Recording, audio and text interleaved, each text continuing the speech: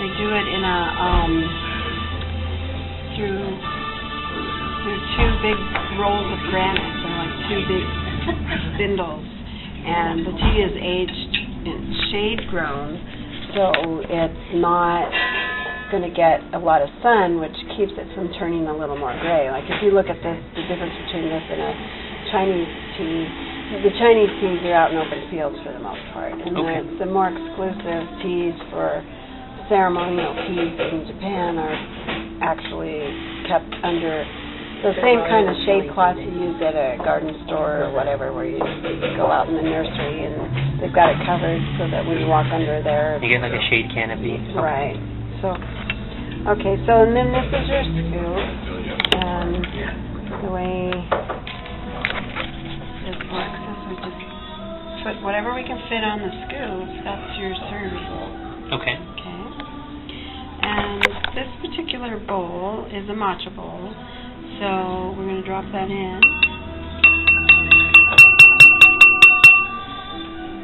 So then you have your matcha in there. And the matcha bowl has a front and a back, actually. You see this? Oh, that distinguishes. This is the front. Okay. And this bowl gets used a lot, so it's kind of faded on the inside, but there's actually a back to this bowl. Okay. And if we were going to sit in ceremony, which we can't do in a restaurant setting because of health issues, you would whisk up the tea, and then there'd be a little silk napkin over the wrist, and I would pick it up and look at it and make the initial taste, and then I would turn this to the back and hand it to you, and I would wipe the lip, and you would take it, and you would turn it and sip out at the front. Okay. So, and the idea is the appreciation of the pottery as well as the tea. That's why they turn it, because they can look at both sides. Right, look at both sides of the bowl, and as you notice, most of them, I'll take you out and show you some of the more expensive ones that we've got out there. Most of them have ridges for holding the bowl for that comfort. And this one's pretty perfect. But there are a lot of them that tops of them are crooked, and they might even look lopsided, and they're kind of rough. And that's what we call wabi-sabi, which is perfection within imperfection. So, in other words, in an imperfect world, there's this perfection of beauty, or that you can admire something that's beautiful even though it's not perfect. It can't be perfect. There isn't any perfect. So there's this. But with the Japanese also, there's a striving for perfection. That's the difference between the Chinese ceremony and the Japanese. The Japanese is very much about striving for perfection. If you go to a traditional Japanese ceremony, the flowers will be just perfect. There'll be a specific arrangement.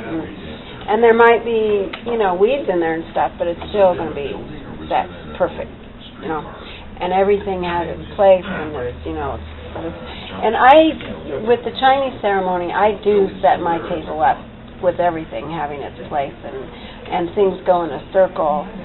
But Gung Fu, the Chinese word for the tea ceremony, is practice. Gung Fu means practice. So it's a little different idea. Chano Yu is more of a perfection type thing, where Gung Fu is practice. You're always practicing, and it's more of the practice is in everything. It's not just the tea ceremony. The tea ceremony is a metaphor for everything you're doing. So it's like life itself is practice. Right. Okay. If I'm washing dishes or sweeping or serving tea, there's no difference. I'm in practice. And this is the Chinese thought, right? Right. Okay. Right. And within Zen, that's the practice as well. The Tibetan Buddhism, Zen Buddhism, even Confucius. There's all a bit of that thing of making your practice your life and your life your practice type thing. So we've left the water now long enough, because basically the idea is that we would make sure that the water is cool. So I'm going to pour water into the tap. And what this does is this has two purposes. This warms your cup, and it prepares me for your tea, which I'm going to pour this in and begin to whisk as I go. And the other thing that does is it gives me not only a warm cup, but I know exactly how much tea to make. I'm not going to have any left over. It's going to be exactly what will fit in your cup. So the idea behind this is to make a froth. And I'm sort of whisking in an L shape. Is there a significance to whisking the L shape, or is it just most Well, effective? it's most effective for breaking up the tea. And this is a